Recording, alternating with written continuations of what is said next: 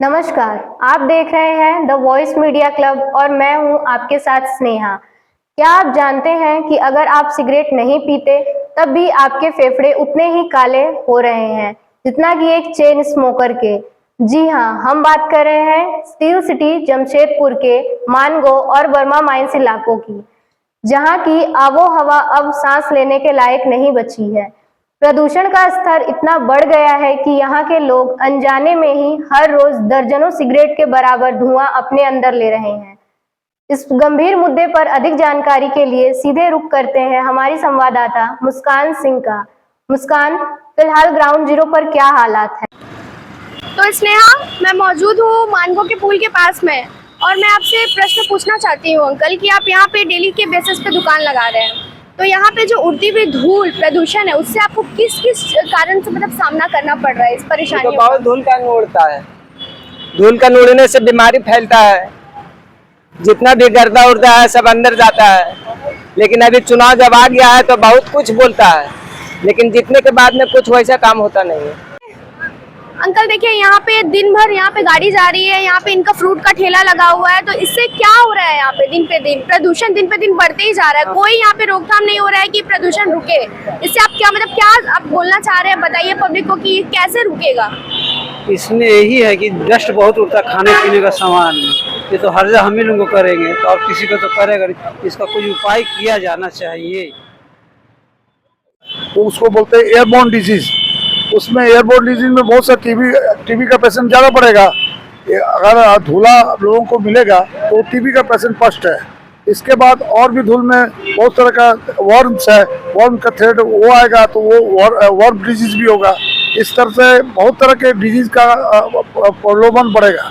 इससे अगर इसको बीच बीच में अगर ये प्रशासन पानी का छिड़काव करे और इसका व्यवस्था करे तो लोगों को इसका किसी तरह का परेशानी नहीं होगा। और कोई बहुत तरह की जो बीमारियां फैल रही है इसी तरह जैसे कम्युनिकेबल डिजीज। कम्युनिकेबल डिजीज क्या है कि communicable disease is the infection disease spread one person to another, एक व्यक्ति से दूसरे व्यक्ति को। तो ये चीज नहीं होगा। तो ये जब तक इसका विकास नहीं होगा, लोग जागरूक नहीं होगा, तब तक इसका विकास नहीं होगा। परशुडीह में दम घोटू प्रदूषण, बड़ा नाला बना जहर का दरिया, 60,000 लोगों की सेहत पर संकट। जमशेदपुर के परशुडीह इलाके में जहरीली हवा और काला पानी अब जानलेवा बन गया है।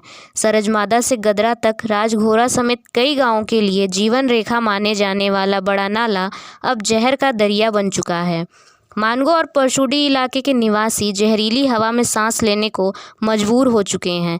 औद्योगिक क्षेत्र के पास होने के कारण यहाँ प्रदूषण का स्तर लगातार खतरनाक श्रेणी में बना हुआ है।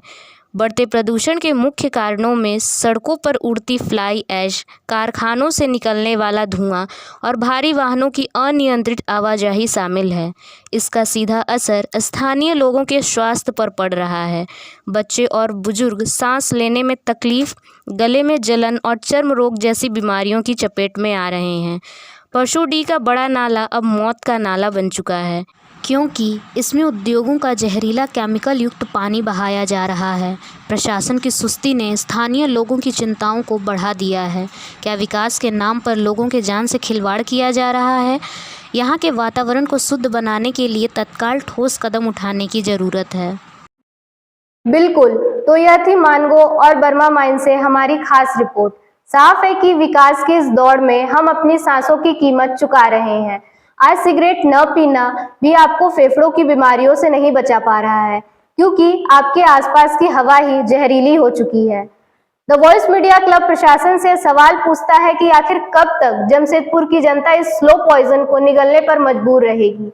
हमारा आपसे आग्रह है कि जब तक हालात में सुधार नहीं होता, मॉर्निंग वॉक और भीड़भाड़ वाले इलाकों में जाने से बचें और मास्क का इस्तेमाल जरूर करें।